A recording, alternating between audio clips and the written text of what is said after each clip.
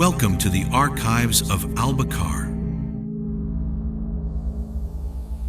where every whispered truth echoes in darkness, and every forgotten text holds the key to a revolution.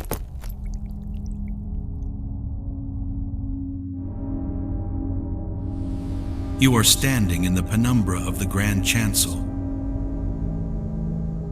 where the light of the Heartstone paints the obsidian walls in hues of crimson and rose. Before you sits the Matriarch's High Council, a living tableau of absolute power, their faces etched with the certainty of divine right. At its head, Matriarch Elara presides, a figure more monument than woman, her voice a low drone of ancient doctrine. My time. But your eyes are drawn elsewhere, to a junior acolyte standing near the Chancel's edge. Her posture one of perfect deference. This is Elara. Ever wonder what it truly felt like to question a reality enforced for centuries, with nothing but a forbidden text and a flicker of doubt?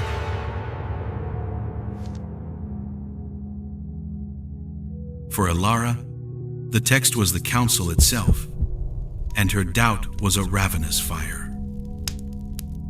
So, before you get comfortable, take a moment to like the video and subscribe. But only if you find the journey we're about to take is a valuable one. We'd love for you to share where you are watching from in the comments. And tell us which fictional world's lore leaves you speechless. Now, let's descend into the depths and deconstruct the truth of a world built on a lie. You feel the oppressive, humid warmth of the chamber, a constant reminder of the geothermal heart that keeps Alba-Kar alive. The Council's debate is a masterpiece of ritualized stagnation. They argue over hydroponic nutrient quotas and the spiritual purity of new crystal excavations, their words circling the same ancient problems, without ever truly piercing them. From your vantage point, you see what Elara sees. This is not strength, but brittleness. It is a system so convinced of its own perfection that it has forgotten how to adapt. You watch as the head of the Engineering Caste makes a desperate plea for resources.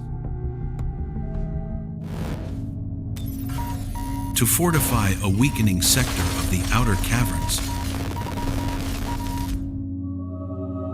only to be silenced by a sermon on faith from the Keeper of Doctrine.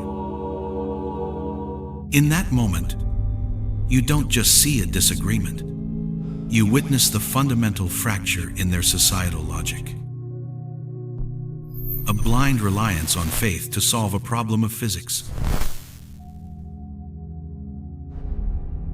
Elara remains motionless, her gaze sweeping over the council members.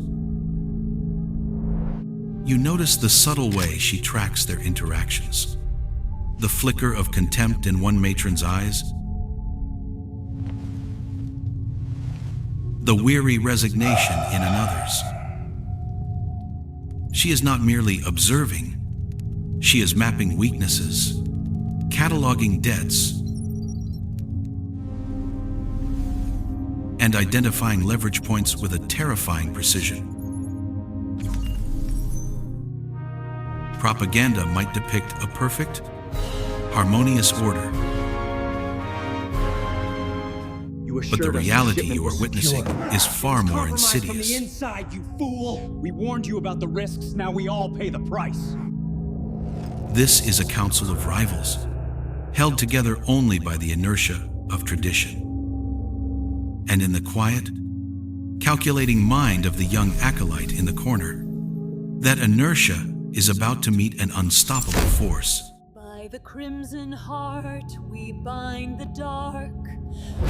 The monotonous drone of doctrine is shattered not by a voice, but by a tremor that runs through the very bones of the city.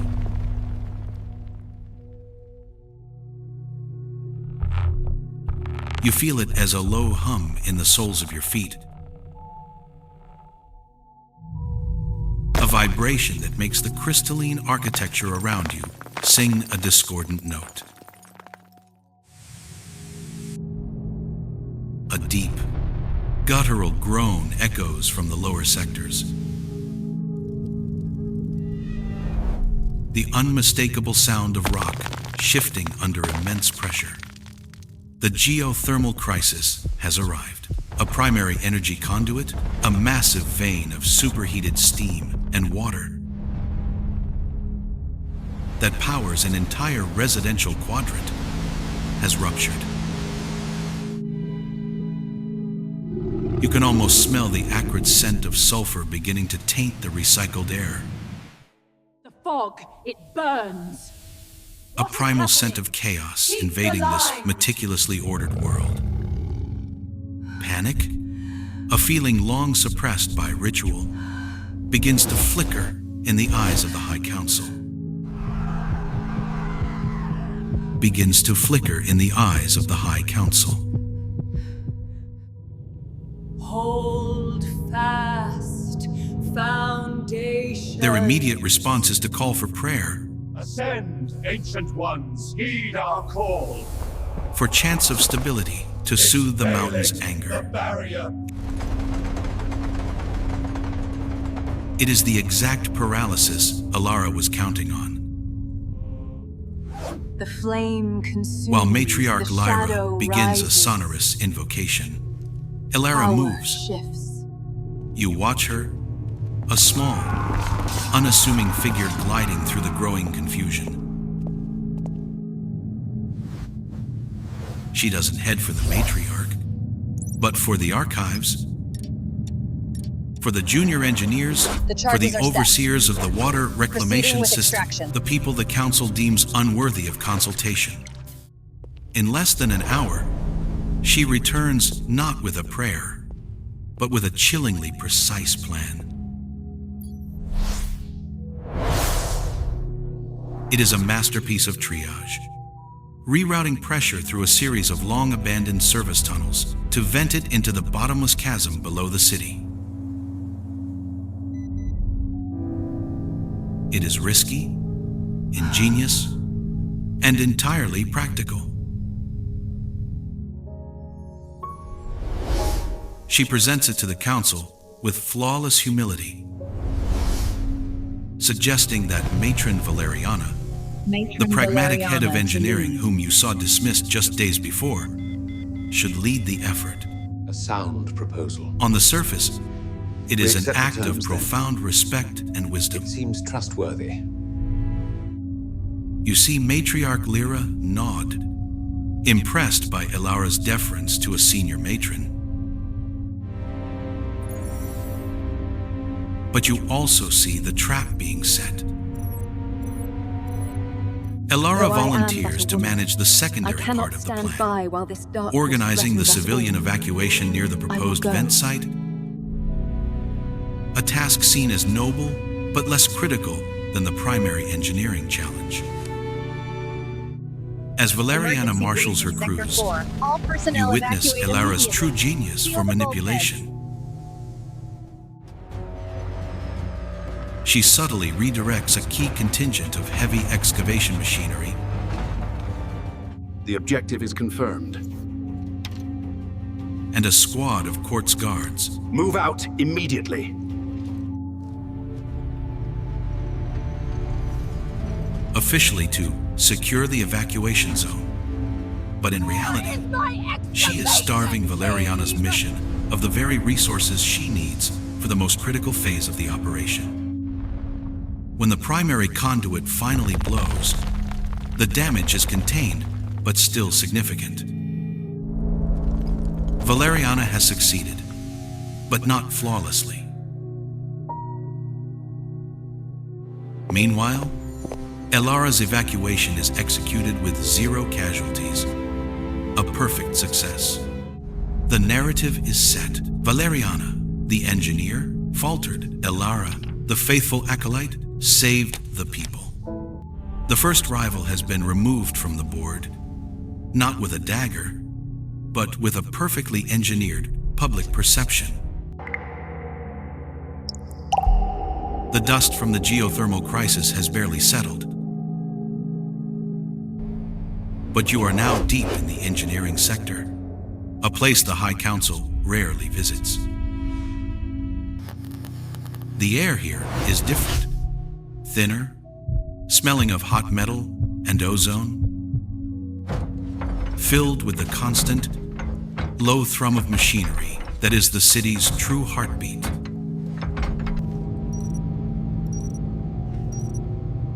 Matron Valeriana is a ghost, politically sidelined and relegated to overseeing mundane repairs.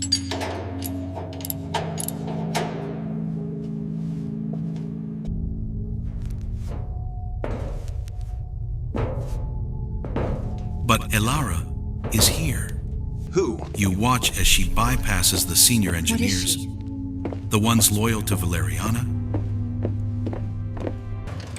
Now that we can finally hear each other, listen and convenes closely. with their junior What I counterparts am in a about to tell secluded you workshop. cannot leave this room.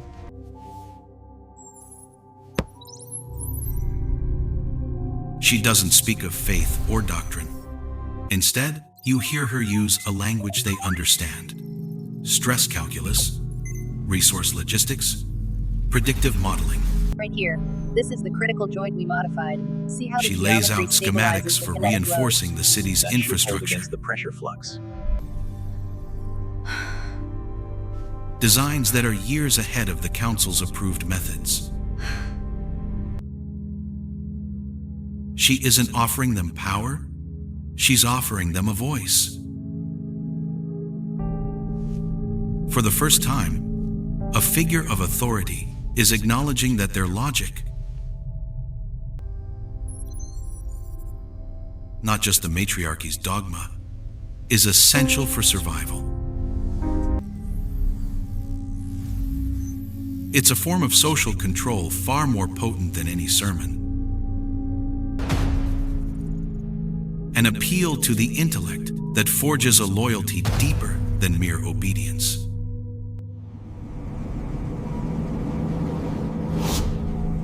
From the workshops of the engineers, you move to the stark, crystalline barracks of the Quartz Guard. Their loyalty is supposed to be absolute, sworn to the Heartstone and the matriarch who guards it. But you see the subtle discontent in their ranks. They are guardians of a static society, Trouble, sir. their purpose reduced to ceremony and policing minor infractions. Elara arrives not as an acolyte, but as a strategist. They will attack at the convergence. You stand at the back of Your the armory forces as must she hold speaks to the line guard's until commander, the weapons are fully charged. a man whose stony face betrays nothing.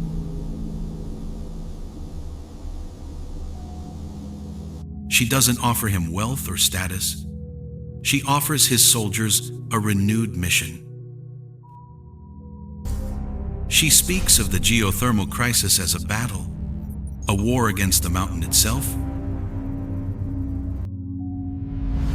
and frames the Council's inaction as a strategic failure that endangered every citizen. In her narrative, the Guard are not just protectors of doctrine. They are the protectors of the people. It's a subtle but profound shift in focus. She commissions them to draft new emergency protocols and run citywide defense drills, tasks that give them a tangible sense of purpose they haven't felt in generations.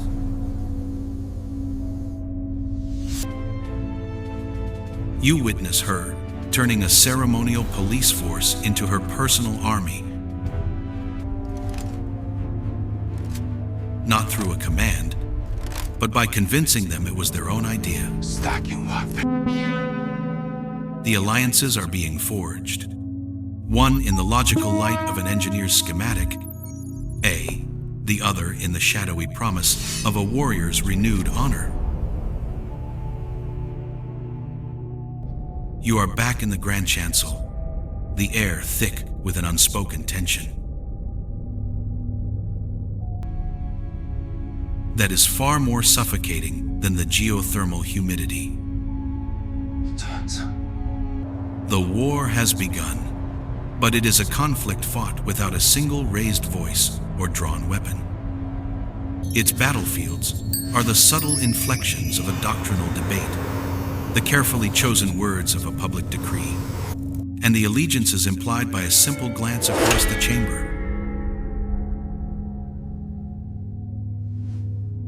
You watch Matriarch Elara, seated on her throne of carved obsidian, her power still absolute in title, but you can see it eroding in real time.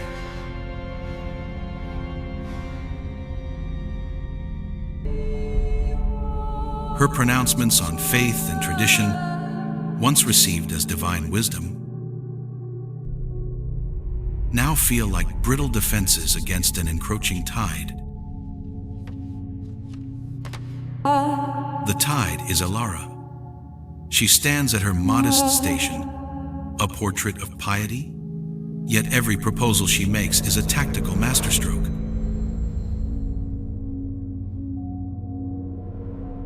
She suggests a new interpretation of a sacred text, one that emphasizes community resilience over passive faith. A clear nod to her allies in the Engineering Caste.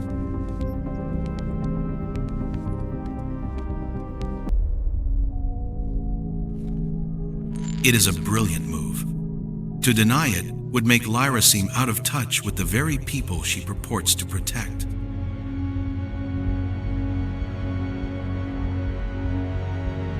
You witness a council session dedicated to resource allocation. Matriarch Elara argues for expanding the crystal mines, a traditional source of wealth and spiritual focus.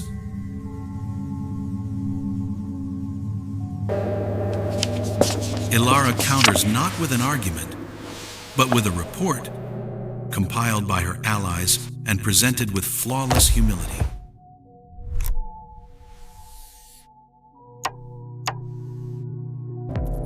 It details the diminishing returns of the mines and projects a future energy deficit, proposing instead a massive investment in geothermal energy capture, a direct empowerment of the engineers. It's working. It's a war of attrition where the ammunition is data and logic.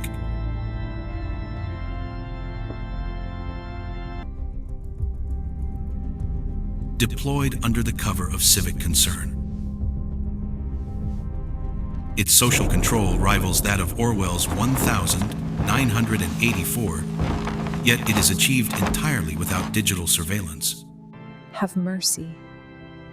I beg you, show us your mercy. Relying instead on the manipulation of belief and bureaucracy. Elara is trapped. She is the guardian of a faith built on stability, and Elara is framing that stability as a precursor to collapse. The most potent weapon in this silent war is the narrative. Whispers begin to circulate through the city, carried by engineers and guardsmen alike. Make sure the others are ready for the signal tonight. They speak of Elara's foresight during the crisis, of her respect for the common worker,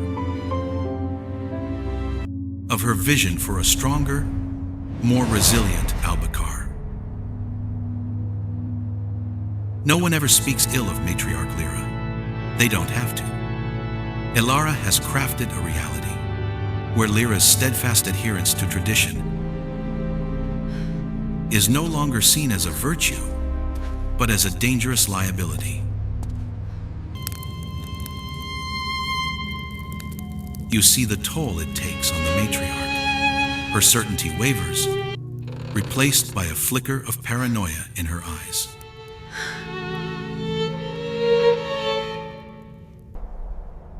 She is fighting a phantom, an enemy who professes nothing but loyalty, while methodically dismantling the foundations of her authority. The council is now divided, We must hold not the into line factions, for the tradition. but into those who cling to the past. What if we fail?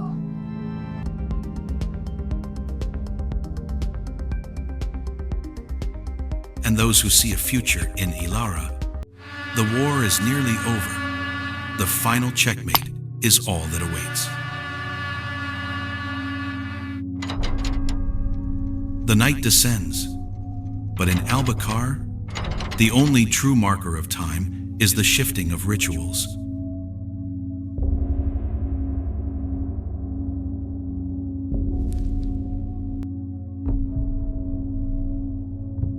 You are now a silent observer at the Vigil of Celestial Alignment, the most sacred night in the Matriarchy's calendar.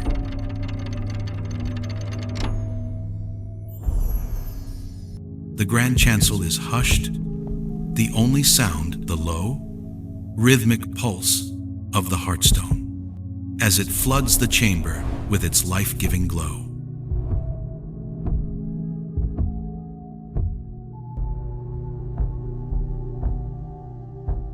Matriarch Elara and the High Council are deep in meditation, their forms still and silhouetted against the crimson light.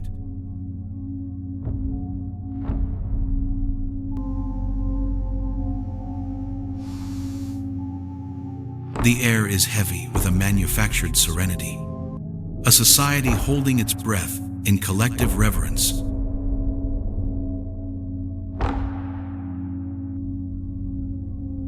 It is the perfect moment for a sacred act, or the perfect cover for a coup. The first sign is almost imperceptible.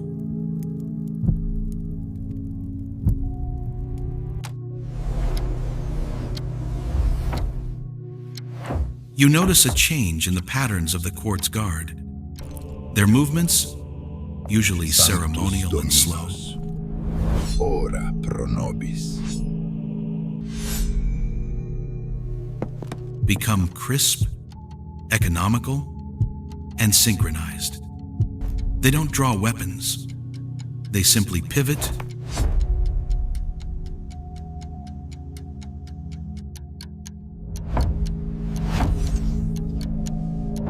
their polished armor reflecting the Heartstone's light, as they move to seal every entrance and exit to the chancel.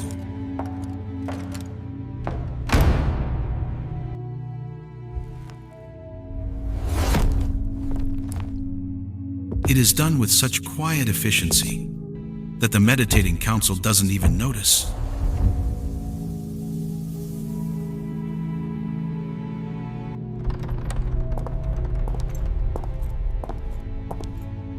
The Gilded Cage has been locked from the outside. Then, Elara enters.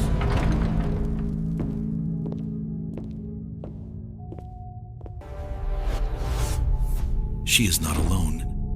Flanked by the commander of the guard and her most trusted engineer, she walks not to her lowly station, but to the center of the chamber.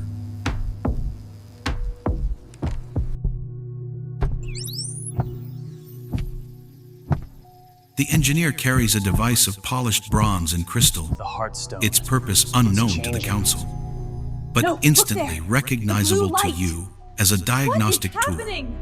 This is not a spiritual procession. It is a clinical intervention.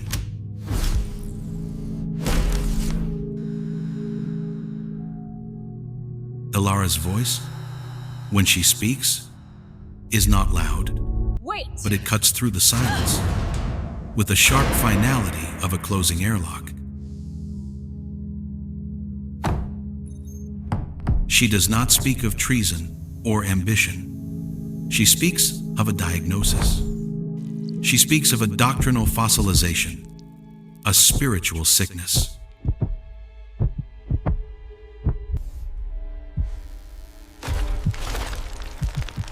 that has created a sympathetic dissonance within the Heartstone itself, threatening a failure far more catastrophic than any geothermal rupture.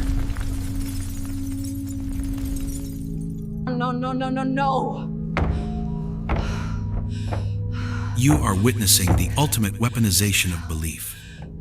She has reframed political dissent as a form of spiritual engineering.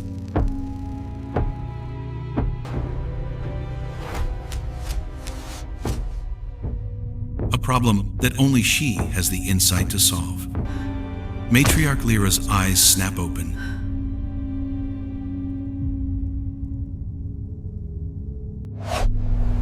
No longer paranoid, but filled with the chilling clarity of complete and utter defeat. She sees her guards, impassive and loyal to Elara's new mission.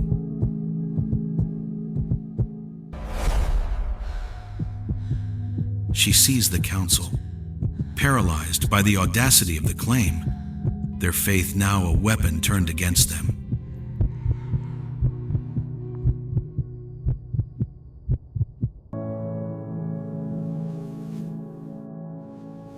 There is no argument, no resistance. How can you defy a prophecy that is unfolding before your very eyes, orchestrated by the prophet herself? Elara approaches the dais, and as Lyra remains frozen,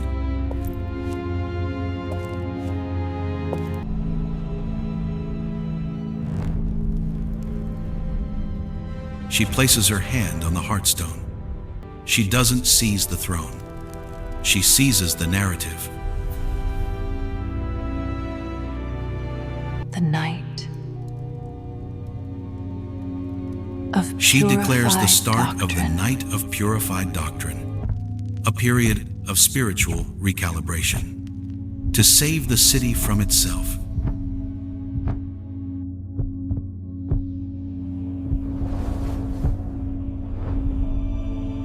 The coup is complete. Power has been transferred without a single drop of blood.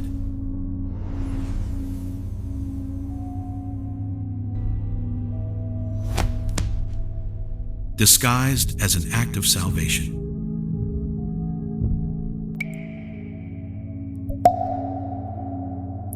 The Grand Chancel is no longer a chamber of debate.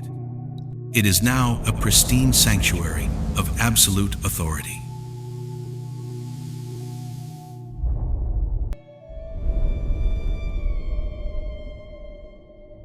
Matriarch Lyra and her council have vanished, not imprisoned in a dark cell, but retired to a life of sacred contemplation.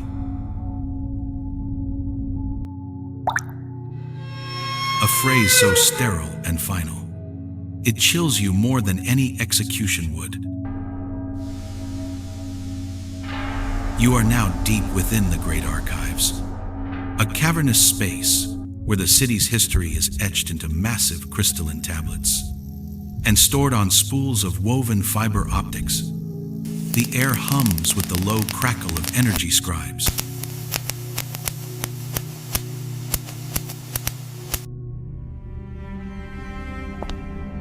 This is where the second, more silent purge begins.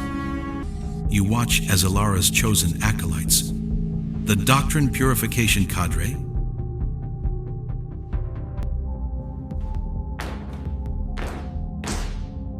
move with solemn purpose through the rows of records. They are not burning books. Their work is far more insidious.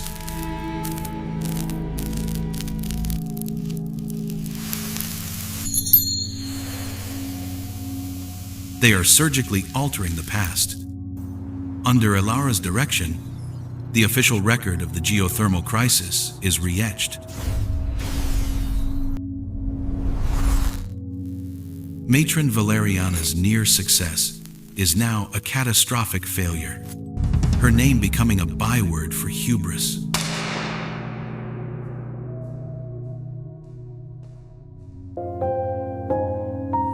Elara's strategic sabotage is transformed into a tale of humble foresight and divine intervention. you witness the birth of a new mythology. The history of the Matriarchy, once a complex tapestry of political maneuvering and pragmatic leadership, is simplified, sanitized.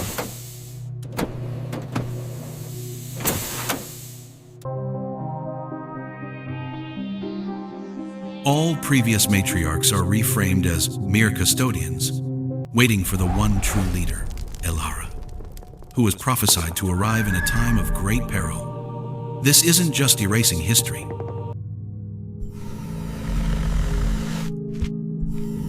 It's quarrying belief from the bedrock of the past and using it to build a new foundation of power. The process is meticulous. Every public record, every training manual for the Guard, every educational text for the city's youth is recalled and replaced.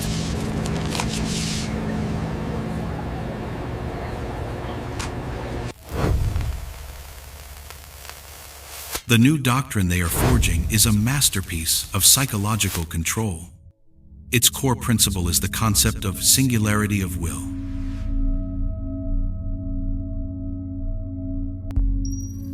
It teaches that societal stability is a direct result of ideological purity, and that dissent, even in thought, creates a dissonance that physically weakens the Heartstone and the city itself. Doubt is no longer a private failing. It is an act of communal sabotage. You observe an acolyte teaching a group of children.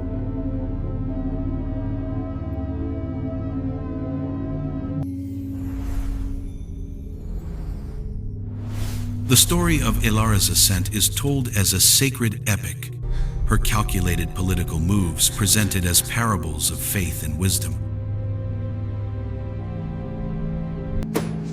You realize the terrifying genius of her system.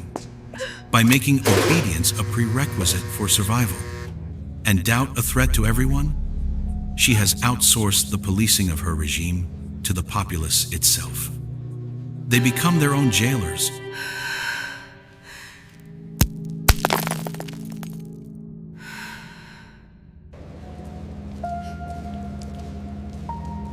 Silencing each other out of a manufactured sense of civic duty. The vibrant, if fractured, political landscape you witnessed in the old council has been replaced by a monolithic, unyielding faith in a single leader. One purpose, one future. The history of her ruthless ascent has been completely and utterly erased, replaced by a divine mandate. The divine truth. So deeply embedded in the new culture that to question it is to question reality itself.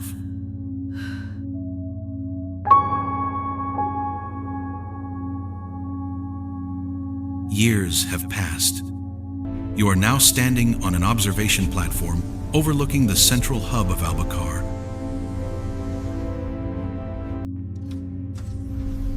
And the city hums with an efficiency its former council could only have dreamed of. The light of the Heartstone is steady and strong.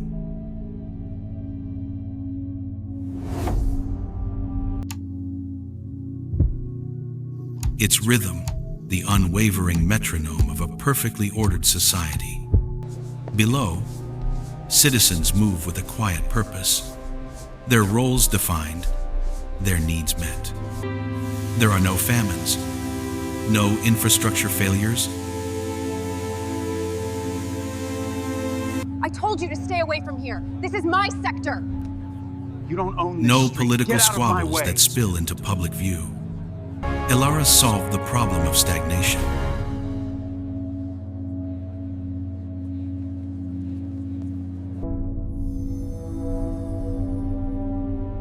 She replaced the brittle, fractured council with a system of absolute, centralized control that, by all objective measures, works.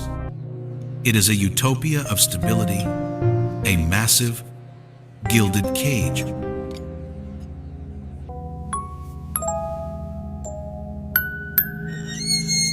where the bars are forged from security and comfort. But it is here, in the heart of her success,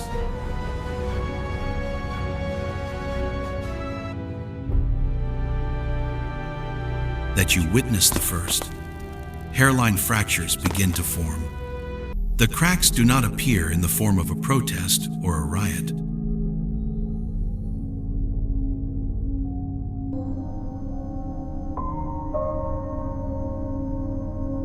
They appear in a quiet data archive within the logical mind of a third-generation geothermal engineer.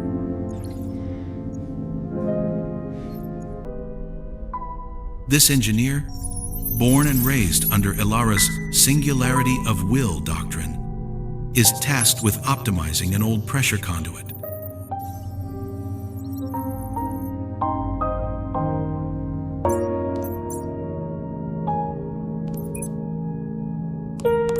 While reviewing archive seismic data, records Elara's purge deemed too technical and obscure to alter.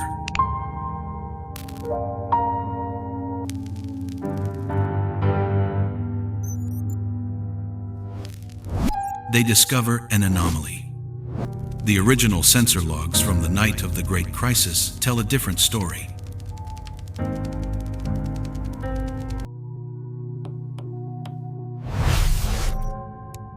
They show resource diversions and pressure spikes that do not align with the sacred history of Matron Valeriana's failure.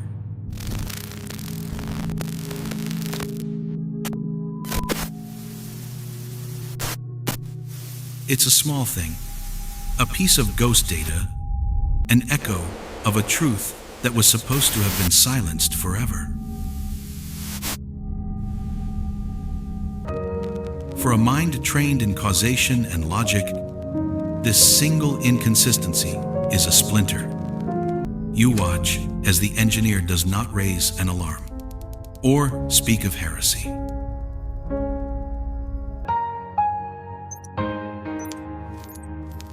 Instead, they share the data with one other person, a colleague from the Water Reclamation Division.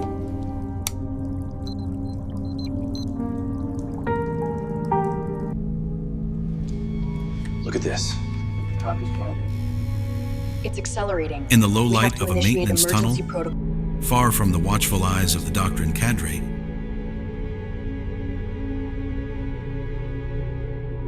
Right there. That's the anomaly. The truth is in this log. It confirms everything they said was a lie.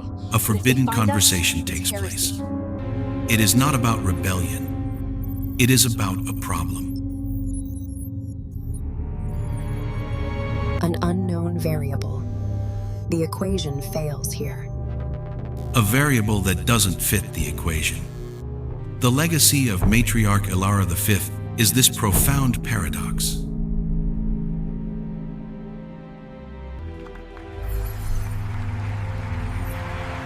To create her stable society, she had to empower the very logicians, scientists, and engineers.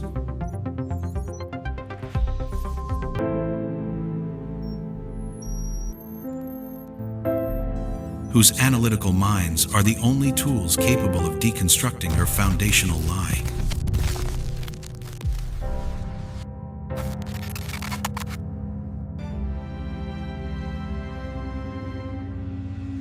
Her reign is an era of unprecedented peace, but it is a peace built upon a truth so fragile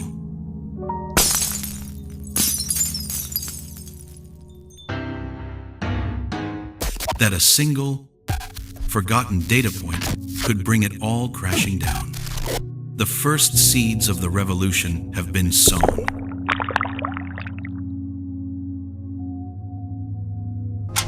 Not in anger, but in curiosity.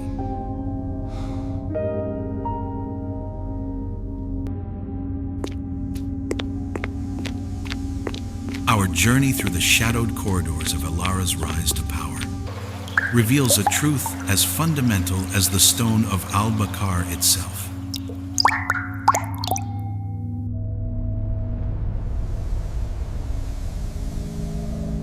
That the most unassailable fortress is often the one that contains the seeds of its own undoing.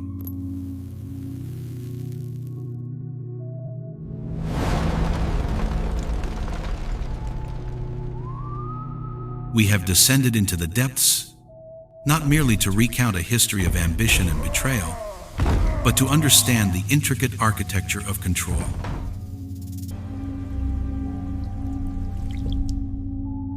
And the quiet, persistent nature of truth. The story of Elara is a testament to the idea that even in the deepest darkness,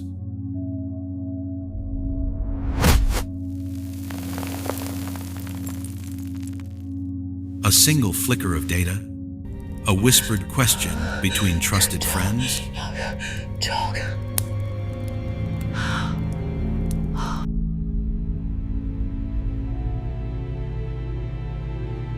can be enough to illuminate the path forward.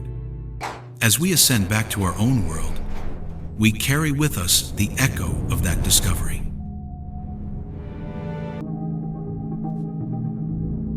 The quiet awe at the human spirit's relentless need to solve the puzzle, to reconcile the narrative with reality.